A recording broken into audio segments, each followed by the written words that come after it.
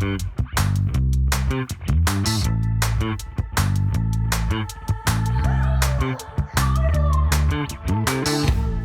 donc on va ouvrir une nouvelle page, une nouvelle séquence sur un thème dont on entend parler tous les jours, un thème qui est présent dans nos vies, qu'on s'en rende compte, qu'on ne s'en rende pas compte, c'est l'intelligence artificielle.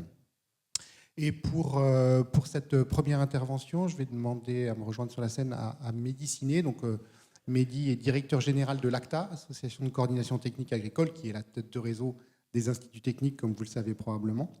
Et Mehdi, avant d'être à la direction générale de l'ACTA, était à la direction technique, scientifique et numérique de l'ACTA.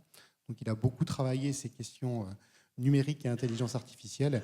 Et donc il va nous faire une conférence sur les opportunités et les risques de l'utilisation de l'intelligence artificielle en agriculture. Merci Mehdi, et je te laisse la parole. Merci Philippe, et bonjour à tous. Donc effectivement, juste en quelques mots peut-être pour nous présenter, donc l'ACTA, on est la structure de coordination du réseau des instituts techniques agricoles, dont l'ITEPMAI fait partie. On représente 19 instituts techniques et on fait tous le même métier, c'est-à-dire la recherche appliquée, acquérir et transférer des connaissances pour proposer des solutions techniques aux producteurs. Et donc à l'ACTA, on travaille aussi, au-delà de la coordination du réseau, on travaille aussi sur certaines thématiques d'intérêt transverse, et notamment le sujet du numérique, et donc qui m'a occupé quelques années. Donc c'est à ce titre que j'interviens sur l'intelligence artificielle en agriculture et des utilisations qu'on en fait déjà et qui sont encore en cours de R&D, de recherche et développement pour offrir des solutions demain. Voilà, donc peut-être, moi j'aime bien commencer en faisant un petit historique autour de l'intelligence artificielle, parce que si on en entend parler beaucoup en ce moment, tous les jours, quasiment depuis maintenant 3 ans, avec la sortie de ChatGPT notamment, c'est un sujet qui est quand même pas tout jeune et qui a commencé à être développé dès les années 40 en fait. Et j'aime bien mettre un parallèle dans cette frise. Vous allez les innovations principales de l'intelligence artificielle au fil des décennies, et en regard sur la partie basse de la diapositive, vous avez les innovations techniques agricoles, où on voit aussi les progrès de l'innovation technique qui ont jalonné ces décennies. Donc dans les années 40, durant la guerre, les travaux notamment de Turing, Alan Turing, ont révélé quand même les capacités de l'informatique et des mathématiques pour avoir une utilité très importante, puisque les décodages des messages des nazis ont été cassés par les travaux de Turing, et les premiers travaux d'intelligence artificielle sont de cette époque-là, à l'époque où du côté de l'agriculture, le développement des tracteurs se mettait en place. Et là aussi, il a fallu des décennies pour que les tracteurs commencent à se mettre massivement en place, puisque c'est des technologies qui existaient déjà depuis fort longtemps. Dans les années 50, en 1956 même, c'est l'intelligence artificielle qui est définie. Alors c'est une date amusante, puisque c'est l'année de création de l'ACTA aussi, 1956. Ça fait 70 ans finalement que l'intelligence artificielle agricole a été définie. Et à l'époque du développement des premières moissonneuses-batteuses automotrices dans les années 50. Puis après, dans les années 60, on commençait à avoir des travaux sur les chatbots. Alors, vous avez l'impression que c'est récent, les chatbots, mais ça date des années 60, les premiers travaux de recherche américains sur ce thème-là, où du côté de l'agriculture, on était sur les sujets de l'amélioration et des débuts de la révolution verte, les premiers essais sur semi-direct aussi qui se développaient. Et puis, dans les années 70, alors on parle d'hiver de l'intelligence artificielle, parce qu'au long des décennies, il y a eu aussi des périodes où les travaux de recherche se sont arrêtés quasiment. Il y avait très peu de gens qui travaillaient sur ces sujets-là. Ça devenait moins à la mode. On touchait une sorte de plafond de verre. Et puis, de nouvelles découvertes ont relancé en fait les travaux sur l'intelligence artificielle. Dans les années 70, c'est le développement des des produits phytosanitaires, de la pulvérisation automoteur, du côté de l'agriculture. Et puis, dans les années 80, l'intelligence artificielle est repartie, la redécouverte des réseaux de neurones, qui sont aujourd'hui en fait les technologies et les structures qui sont derrière l'utilisation de ces outils d'intelligence artificielle, qui sont redécouverts. Et du côté de l'agriculture, on en était aux premières cultures OGM et à l'arrivée des GPS également agricoles qui commençaient à se développer avec l'agriculture de précision qui s'est beaucoup plus développée dans les années 90. Et puis les années 90, c'est vraiment les années où l'intelligence artificielle est redevenue extrêmement connue du grand public par un événement dont peut-être les plus anciens se souviennent. C'est ce fameux match entre une intelligence artificielle qui jouait aux échecs contre le champion du monde de l'époque, Kasparov, qui a été battu par un logiciel. C'est la première fois que vraiment un génie humain est vraiment ce qui caractérisait le mieux l'humanité, c'est-à-dire le fonctionnement de son cerveau et sa réflexion, a été battu par une machine et qui a révélé les capacités au grand public de ces outils-là pour venir quelque part dépasser sur certains domaines les capacités humaines. Dans les années 2000, ça s'est accéléré. L'arrivée du deep learning, de l'apprentissage profond, s'est manifestée avec l'arrivée de très très grosses bases de données, puisqu'il n'y a pas d'intelligence artificielle aujourd'hui sans données. Et il faut des très grosses bases de données pour faire fonctionner ces outils d'intelligence artificielle qui s'appuient sur l'apprentissage du machine learning, ce qu'on appelle le machine learning, ou de l'apprentissage profond, le deep learning, qui s'est développé dans les années 2000 et avec des avancées très importantes sur la reconnaissance d'images notamment. Et là, on commence à voir que ça s'infiltre assez fortement dans le domaine agricole avec des premiers outils d'aide à la décision qui sont développés aussi dans les années 2000 et qui intègrent ces capacités des algorithmes et des outils numériques d'interpréter des images pour proposer des solutions. Donc vous avez un exemple ici qui est l'outil FarmStar, qui a été développé par l'Institut technique des grandes cultures Arvalis dans les années 2000 et qui, en partenariat avec la société Airbus, valorisait des images satellites, et c'est un service qui fonctionne toujours, pour analyser les zones qui nécessitaient plus de fertilisation par rapport aux zones qui en nécessitaient moins. Et donc on était dans l'arrivée des outils d'aide à la décision qui valorisent de l'imagerie. Dans les années 2010, vous avez les travaux de recherche qui explosent sur tout ce qui est autour aujourd'hui, qu'on connaît de ces modèles de génération, génération de langage, mais aussi génération d'images. Donc, même si les outils commerciaux sont plutôt sortis dans les années 2020, c'est issu quand même de travaux de recherche, d'où l'importance aussi du temps long de la recherche, qu'on ne voit pas forcément, mais qui aboutit à des solutions, en l'occurrence 10 ans plus tard, pour tout ce qui est derrière les outils qu'on connaît aujourd'hui.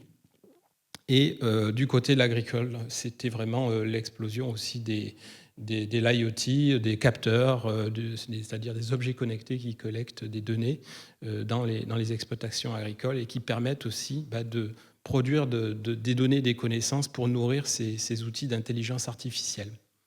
Et puis, on est dans les années 2020. Il y a toujours des ruptures. Il y a toujours des ruptures en termes de recherche dans ce domaine-là. Vous avez peut-être suivi les prix Nobel qui ont été donnés, je crois que c'était l'année dernière, sur des chercheurs en intelligence artificielle, notamment des équipes de Google, qui ont fait quand même progresser la science avec notamment cet outil qui s'appelle AlphaFold, qui permet de prédire des structures protéines avec de l'intelligence artificielle qui vient assister la recherche. Et aujourd'hui, c'est massivement utilisé par des entreprises de tout secteur et dans le secteur des sciences de la vie notamment, évidemment. Et puis ChatGPT, évidemment. En 2022, avec la sortie grand public de GPT 3.5, qui était la version qui a été sortie en grand public et qui a explosé, dont j'en parlerai. Et côté agricole, on l'a bien vu ce matin dans les illustrations, avec le développement de la robotique, qui commence effectivement à se mettre en place du côté végétal, parce que du côté animal, c'est plus ancien. Les premiers robots de traite ont plus de 30 ans en France. Mais du côté des cultures, effectivement, le développement et l'arrivée des premiers robots autonomes qui commencent à se déployer. Alors le numérique, c'est une réalité. C'est pas une projection dans le futur. Et dans notre secteur agricole, on n'est pas en reste par rapport à d'autres secteurs. Vous avez évidemment de la diversité, l'hétérogénéité entre les filières sur l'équipement numérique des exploitations agricoles, mais c'est une réalité qu'on peut retrouver dans beaucoup d'exploitations aujourd'hui. Alors de manière maîtrisée ou plutôt pas toujours maîtrisée au travers des agroéquipements ou des équipements qui viennent équiper les parcelles, les fermes, les bâtiments, où vous avez de la captation de données qui va s'opérer pour proposer des services aux agriculteurs et l'accompagner pour toute une série d'actions. Alors, on parle d'intelligence artificielle, c'est bien de la définir. Donc, j'ai repris la définition classique qu'on retrouve de ce terme, même s'il est sujet à beaucoup de débats. Il y a pas mal de spécialistes qui n'aiment pas ce terme d'intelligence artificielle, qui préfèrent parler d'apprentissage machine, de machine learning. Mais de fait, le mot est rentré dans le grand public et tout le monde l'utilise, donc autant le définir. Ça désigne l'intelligence artificielle, finalement, la théorie et le développement de systèmes informatiques qui sont capables d'accomplir des tâches qui sont normalement réservées aux humains. Alors, j'ai mis quelques exemples, ce n'est pas exhaustif, il y en a beaucoup. La perception visuelle, on l'a vu, effectivement, depuis les années 2000 et surtout les années 2010, les machines sont capables de percevoir dans des images, voire dans des vidéos, de manière plus précise, plus rapide et surtout beaucoup plus massive que les humains. Tout ce qui est autour de la reconnaissance vocale, tout ce qui va être autour aussi de la prise de décision, tout ce qui va être autour de l'écriture, du raisonnement. Enfin, c'est 3 petits points. Vous voyez, je pense, chaque jour des solutions qui valorisent l'intelligence artificielle, qui viennent sur le champ, qui est normalement dévolu au cerveau humain et qui est pris par ces outils. Alors l'IA, ça se distingue aussi de l'automatisation. Alors on le voit bien dans l'agricole, vous avez des machines agricoles qui sont fortement automatisées. Ce qui va distinguer automatisation et IA, c'est que l'IA, elle n'est pas figée, elle va s'ajuster et elle va évoluer en permanence. Et on le voit bien dans la robotique que les robots sont capables de s'ajuster et d'évoluer, d'apprendre en fonction des terrains sur lesquels on les fait intervenir. Alors l'intelligence artificielle, c'est une grande famille. Vous avez le machine learning, les réseaux de neurones, le deep learning. Tout ça, c'est des termes qui définissent un peu mieux le même concept, enfin, le grand concept de l'intelligence artificielle qui va être mobilisé au travers des outils que vous pouvez utiliser. Alors comment, finalement, où on les retrouve, ces usages de l'intelligence artificielle en agriculture aujourd'hui et dans le cadre de la recherche appliquée? J'ai mis ici sur cette slide, 4 grands usages actuels de l'intelligence artificielle dans nos secteurs. Le premier, c'est tout ce qui va être autour de l'aide à la décision, du support à la décision. On parle d'OAD, d'outils d'aide à la décision. Vous avez des OAD qui sont dits tactiques, qui vont permettre de prendre des décisions au jour le jour, par exemple d'intervenir pour traiter ou ne pas traiter ces cultures, c'est un OAD tactique. Vous avez aussi des OAD stratégiques qui vont plutôt jouer le rôle de simulation pour se projeter dans des futurs plus lointains souvent ou pour des décisions qui vont être d'ordre stratégique, donc beaucoup plus lourdes, par exemple des choix d'investissement, des choix d'implantation, des choix de débouchés. On a une offre en France d'OAD tactique qui est assez importante. Sur les OAD stratégiques, c'est beaucoup moins important. Et là, justement, les nouvelles avancées en termes d'intelligence artificielle vont sans doute développer ce secteur davantage parce qu'on voit bien qu'il y a besoin d'intégrer de la complexité.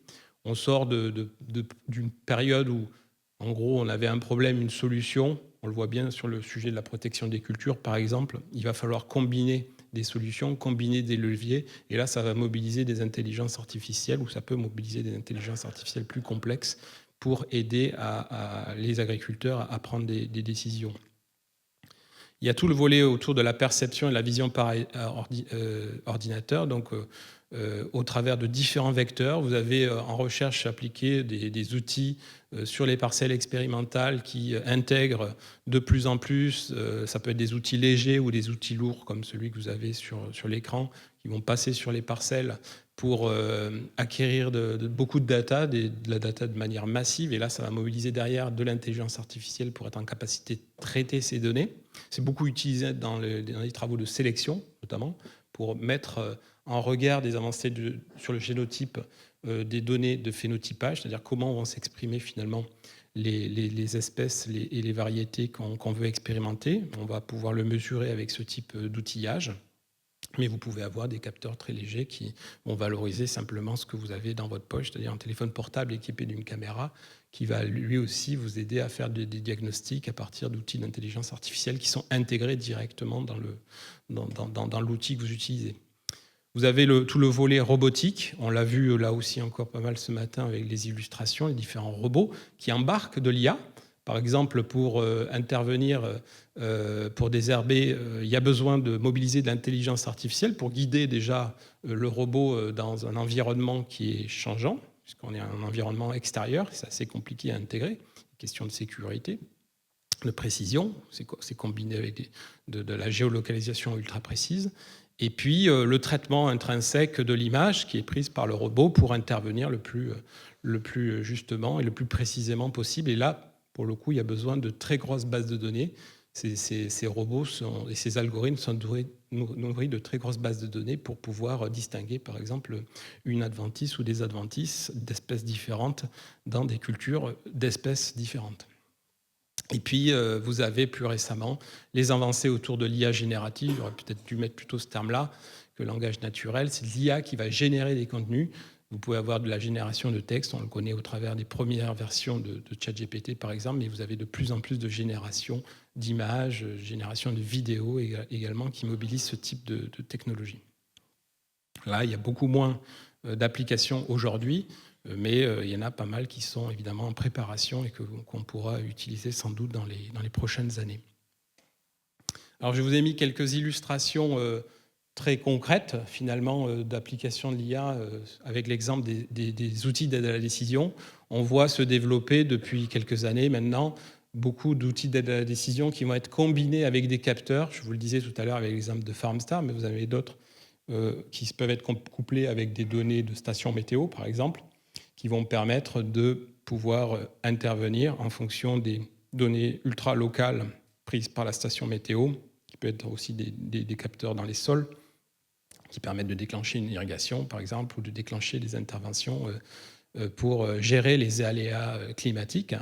Vous avez aussi des objets connectés qui se développent beaucoup, c'est les pièges connectés pour mesurer et surveiller la présence de bioagresseurs dans les cultures, et puis coupler des interventions qui sont plus justifiées par rapport à la présence effective et même en amont du besoin curatif qu'il va y avoir pour protéger ces cultures, et puis plein d'autres exemples. Donc j'ai mis des exemples qui sont développés par des instituts techniques, en l'occurrence, et c'est souvent un couplage entre les connaissances d'un institut technique et puis une société privée qui va proposer un service ou un capteur pour proposer ensuite une solution opérationnelle et pratique aux producteurs. Alors sur cette deuxième partie de la présentation, je voulais faire un petit focus sur l'intelligence artificielle générative. C'est celle dont on parle tous les jours ou presque depuis novembre 2022, donc ça fait 3 ans, en fait, vraiment 3 ans que la version grand public de ChatGPT est sortie et a quelque part été une vague qui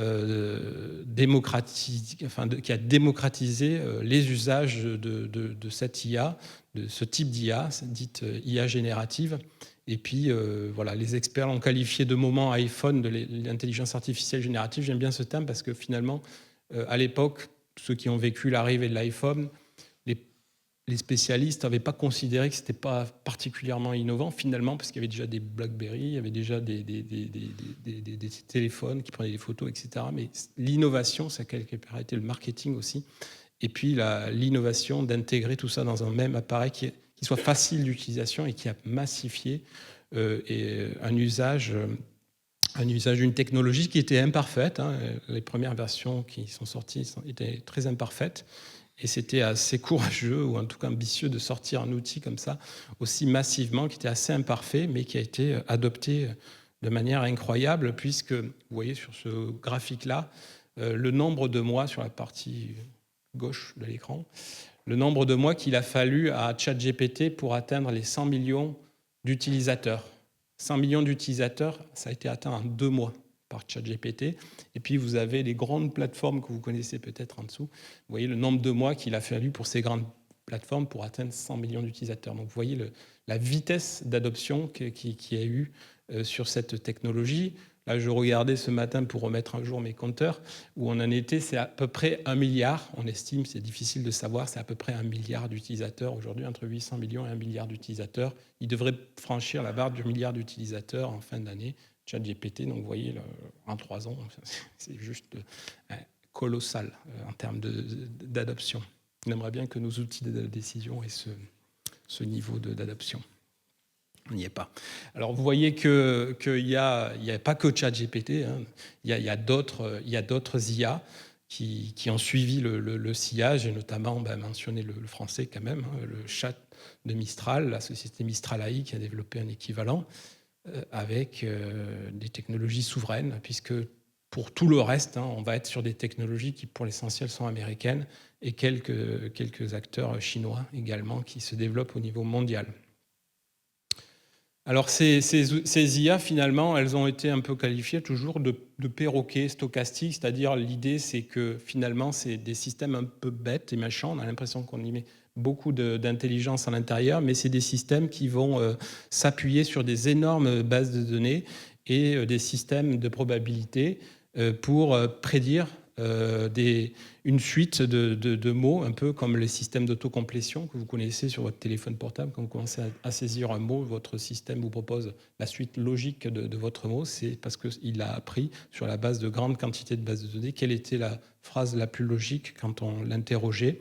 Et ce type de technologie, de manière un peu simplifiée, sont au cœur de ces outils qui donnent une apparence de donner des bonnes réponses, mais quand on y regarde de près, vous pouvez voir finalement que ce n'est pas toujours le cas, mais par contre, elles sont toujours plausibles. Et c'est ça qui est assez perturbant dans ce type d'outils. Et je vous montrerai au travers de quelques illustrations pourquoi ça peut être problématique, même directement. C'est qu'elles peuvent embarquer un risque fort, on appelle ça des hallucinations, un risque fort de raconter n'importe quoi. Alors, vous ne voyez rien sur cette diapo, mais je vais vous la commenter. C'est un usage qui est extrêmement développé, notamment aux États-Unis. Je crois que c'est un des premiers usages de ChatGPT aux États-Unis, c'est le conseil santé. C'est-à-dire que les gens ils vont interroger ChatGPT pour savoir s'ils sont malades, pourquoi ils ont bobo, pourquoi ils ont mal là. Et donc, c'est extrêmement utilisé dans ces cas de figure-là. Là, il y a eu une étude qui a quelques mois, qui est sortie cette année, où des médecins... On a regardé l'utilisation de l'IA générative dans des cas de diagnostic et mesuré le taux d'erreur que commettaient ces outils par rapport à la réalité du diagnostic. Et vous voyez que différentes solutions ont été testées. Vous avez la solution de Google qui s'appelle Gemini, la solution de ChatGPT, et puis une autre solution américaine qui est très développée. Vous pouvez avoir des taux d'erreur qui atteignent 20 à 25% dans certains cas de figure. Elles ont même été qualifiées, ces erreurs, par niveau de gravité de diagnostic. C'est-à-dire que ça peut conduire à des... Bon, il s'est trompé, c'est pas grave, mais parfois il peut se tromper et prescrire des solutions qui sont plus graves que si on n'avait rien fait. Et donc il y a des cas quand même très graves, voire catastrophiques, de prescription qui ont été qualifiés parce que ces outils commettent quand même des erreurs et il faut pas l'oublier. Et même si ça a tendance à s'améliorer, puisque Si vous suivez un peu l'actualité, vous voyez que le ChatGPT, notamment, sort des versions, Google sort des versions quasiment la semaine d'après à chaque fois. Donc, toutes les 6 mois ou tous les 3 mois, vous avez de nouvelles versions de ces outils qui corrigent quand même, qui améliorent fortement les outils, mais qui restent quand même très imparfaits du fait même de leur construction. Ils sont basés sur des bases de données, ils apprennent sur des bases de données. Donc, si les bases de données racontent n'importe quoi, ils se mettent à raconter n'importe quoi. Et en plus, il n'y a pas de reproductibilité possible avec ces types d'outils. Il va chercher simplement la satisfaction, parce qu'ils sont entraînés pour créer un effet de satisfaction. Et donc, à partir du moment où la réponse se plaît, la réponse est plausible, elle va être bien notée et parfois, elle peut commettre des erreurs. Et même, ça arrive assez souvent quand on regarde d'assez près. Alors, il y a des potentialités d'usage en agriculture de ces technologies qui sont quasiment infinies. J'en ai mis quelques-unes. Vous en avez des très concrets qui commencent à se mettre en place. Par exemple, je prends juste l'exemple de la sélection variétale. Aujourd'hui, ce type de technologie d'IA générative est utilisé en sélection, dans les travaux de sélection, pour accélérer la génération de génotypes et de faire de la modélisation aussi presque prédictive, c'est de la génétique prédictive, pour ouvrir des champs de possibles qu'on n'aurait pas forcément, qu'un spécialiste n'aurait pas forcément exploré et accélérer les processus de sélection. Alors, j'aime bien faire ce quiz-là, mais là, on ne va pas le faire, donc on n'a pas le temps. Mais quand je fais cet exemple-là, c'est aussi pour vous montrer que ces outils ne sont pas toujours très précis, même s'ils peuvent marcher assez bien. Donc, vous savez que probablement que ces outils peuvent maintenant être alimentés à partir d'images et analyser des images. Et je me suis amusé à prendre des photos d'adventices au stade Plantule et de demander à ces outils-là si ils pouvaient reconnaître l'adventice qui est présente sur la photo. Alors, quand on est équipé, je fais le test, mais on ne va pas le faire. Mais ce n'est pas toujours la salle qui a raison. La salle se trompe aussi assez souvent. Mais ce qui est plus intéressant, c'est de regarder les résultats qui sont donnés par les outils. Bon, là, en l'occurrence, c'est un test aussi que j'ai fait assez récemment. Vous avez ChatGPT qui, de manière très crédible et assez affirmée, qui fait une proposition qui est complètement à côté de la plaque et qui ne reconnaît pas l'adventisme, même si s'il y a des grosses bases de données derrière, il y a un gros système derrière ChatGPT, évidemment.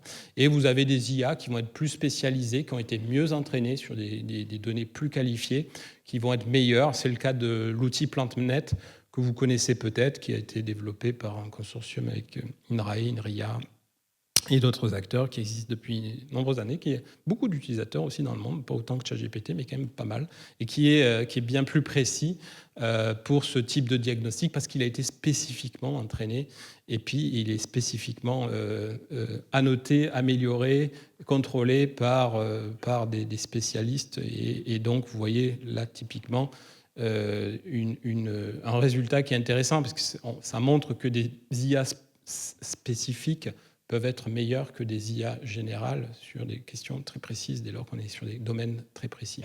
Alors, ils se trompent aussi, quand je vais un peu plus loin, on arrive à se tromper, et notamment parce que les stades plantules sont assez peu observés par les utilisateurs de ces outils-là. On va plutôt prendre des fleurs quand elles sont jolies, mais quand ça sort juste de la graine, c'est assez rare qu'on fasse des photos, et donc c'est beaucoup moins efficace sur ce type de photos, d'où l'importance aussi d'avoir des grandes banques de données pour avoir de la qualité. Et puis, l'expertise humaine reste encore souvent la référence. Alors, c'est mon moment publicité, puisqu'on a sorti notre index ACTA sur la flore adventice. Et puis, vous avez notre spécialiste, Alain Rodriguez, spécialiste de la flore, qui fait des formations. Et quand on s'amuse avec lui, effectivement, on se rend compte que l'expertise humaine, encore dans certains secteurs, est bien meilleure que des IA. Voilà, c'était juste en clin d'œil. Et puis, je terminerai avec cette slide-là pour simplement vous redire que ces IA génératives explosent depuis 3 ans. C'est vraiment une déferlante. Il y a plein d'applications possibles. Je pense que alors, ChatGPT reste l'outil leader, même s'il y a des très gros concurrents sérieux qui proposent des solutions qui sont aussi assez performantes, mais qu'il y a aussi des outils plus spécialisés et plus performants qui peuvent être mieux que ces grands modèles généralistes pour certains usages, et puis de garder un esprit critique, puisque ces outils ne sont pas magiques, ils commettent encore beaucoup d'erreurs. Et on trouve encore assez peu aujourd'hui d'usage complètement industrialisé dans notre secteur agricole de ce type de technologie. Il y a des prototypes, il y a plein de prototypes de chatbots agricoles, etc. Enfin, il y a pas mal d'entreprises qui travaillent sur ces sujets-là, mais encore vraiment rien de totalement industrialisé, grand public en tout cas. Mais ça peut être effectivement transformant. Moi, je pense que c'est vraiment quand même une révolution, que ça prendra peut-être un peu plus de temps que ce qu'on imagine, mais je pense que c'est important de s'y former, de s'y sensibiliser, et puis d'intégrer dans ces métiers ce type de technologie, et de garder, bien sûr, l'humain au centre du jeu.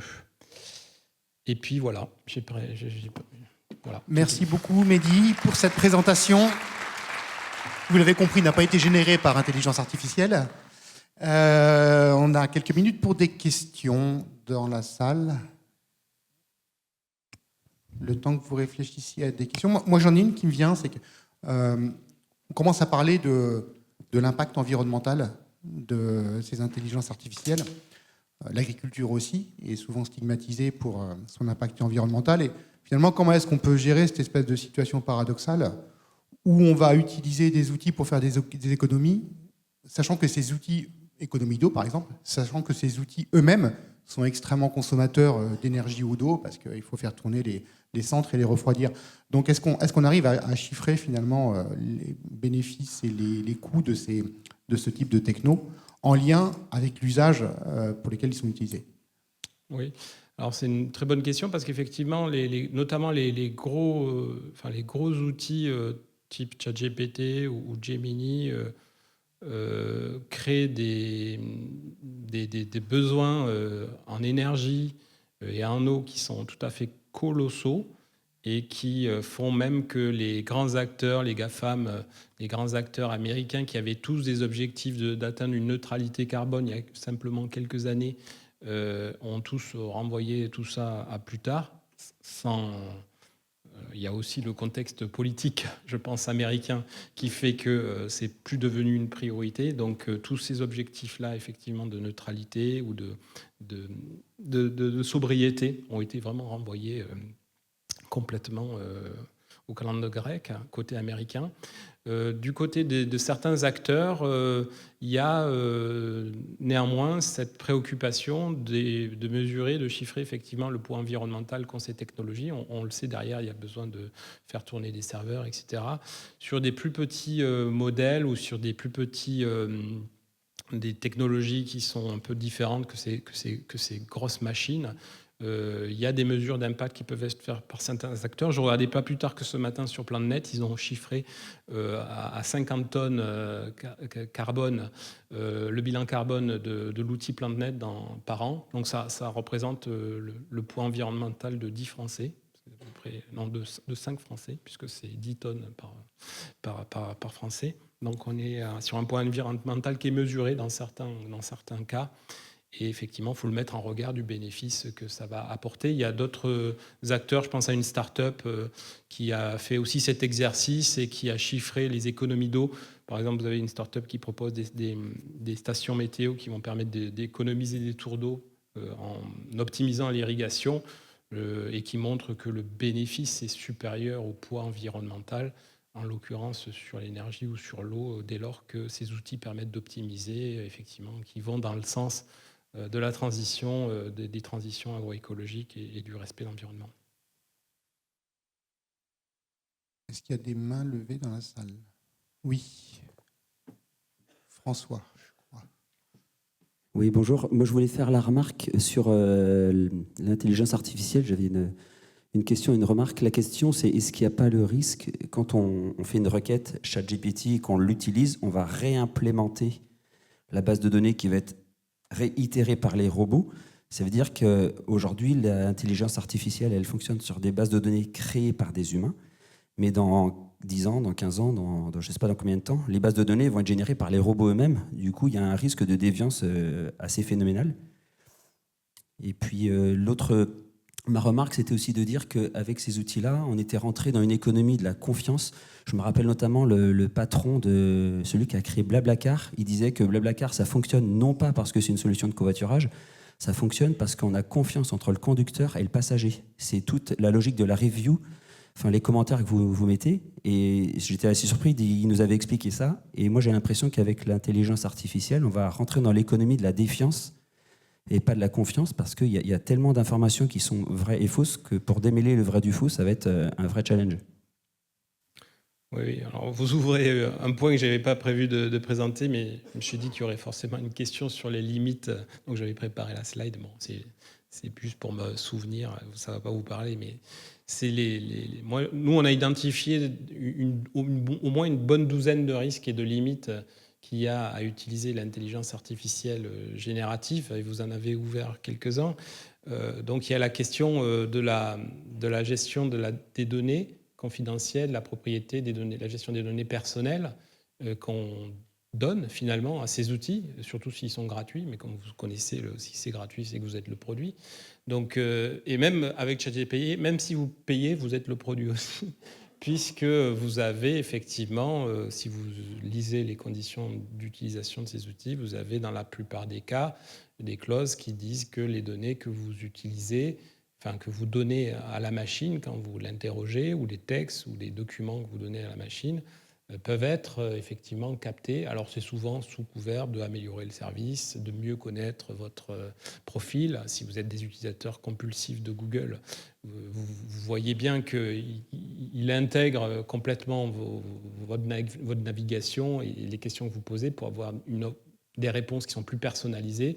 Alors, la plupart des outils permettent de décocher la case. Si vous utilisez ChatGPT, par exemple, vous avez, en cherchant vraiment très très bien au fin fond du site internet, vous pouvez décocher des cases pour bloquer la transmission des données et ne pas entraîner le modèle à partir de vos données. Rien ne garantit complètement que ça soit respecté, mais en tout cas, vous pouvez décocher la case pour ne pas entraîner ces modèles-là. Donc il y a effectivement un gros risque autour de ça, de la fuite de données. Certaines entreprises interdisent totalement l'utilisation d'intelligence artificielle, hors celles qui sont mises à disposition par l'entreprise, parce qu'il y a aussi des solutions qui sont sécurisées, qui peuvent être mises en place dans des infrastructures plus sécurisées pour ne pas transmettre ces données à l'extérieur. Et puis vous évoquez le problème du faux. Effectivement, on le voit avec les vidéos notamment. Vous voyez les progrès encore récents, les derniers modèles de Gemini qui en sont sortis la semaine dernière ou il y a 15 jours. On n'arrive plus à distinguer une vidéo qui est générée par une IA d'une vraie vidéo. Ça devient extrêmement aussi préoccupant et il y a un risque de surconfiance ou de défiance effectivement qui va apparaître avec l'usage massif de ces outils qui crée des problèmes informationnels. Et puis, ce qui est sur une de ces diapos aussi que vous ne voyez pas, c'est effectivement, vous introduisez un autre problème, c'est le fait que ces outils se nourrissent de bases de données sur Internet, qui étaient jusqu'ici générées par des humains et qui vont être de plus en plus entraînés à partir de contenus eux-mêmes artificiels qui ont été générés par des IA. Et donc, on commence aussi à voir ce phénomène, une dégradation des IA. C'est un peu l'effet photocopie. Vous savez, vous avez un original, vous le photocopiez, puis vous faites une photocopie de photocopie, puis une photocopie de photocopie de photocopie, puis à la fin, votre truc, il ne ressemble plus à rien du tout. Et il y a des études qui montrent effectivement qu'il peut y avoir une dégradation assez rapide des algorithmes qui vont apprendre sur des données qui sont de moins bonne qualité, et donc une dégradation aussi qui pose aussi des questions. Et petite question complémentaire, si on imagine une agriculture en 2030, 2040, 2050 qui sera une agriculture forcément numérisée, robotisée, etc., est-ce qu'on est aujourd'hui capable de dresser justement le portrait robot de l'agriculteur de 2050 dans cet univers-là, avec comme question sous-jacente, quelle formation pour les agriculteurs de demain à ces outils ? Oui. Alors l'accompagnement, la formation, c'est vraiment, je pense, capital, important. Il y a des structures qui le proposent.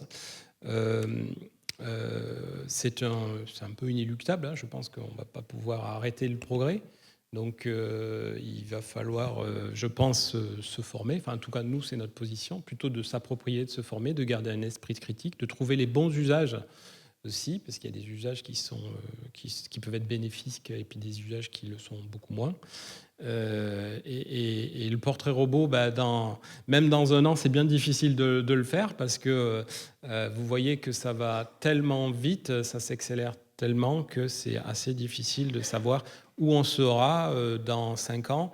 Vous voyez la dépendance, là aussi, sur cette diapo, j'y pense en la voyant, il y a aussi un problème de dépendance, une création de dépendance qui peut être là, à l'utilisation massive de ces outils, une dépendance et un manque de souveraineté, pour le coup flagrant, national et européen sur ces technologies-là, où on est aujourd'hui dépendant des solutions américaines si on veut les intégrer. Donc il y avait aussi ces questions-là qui sont compliquées.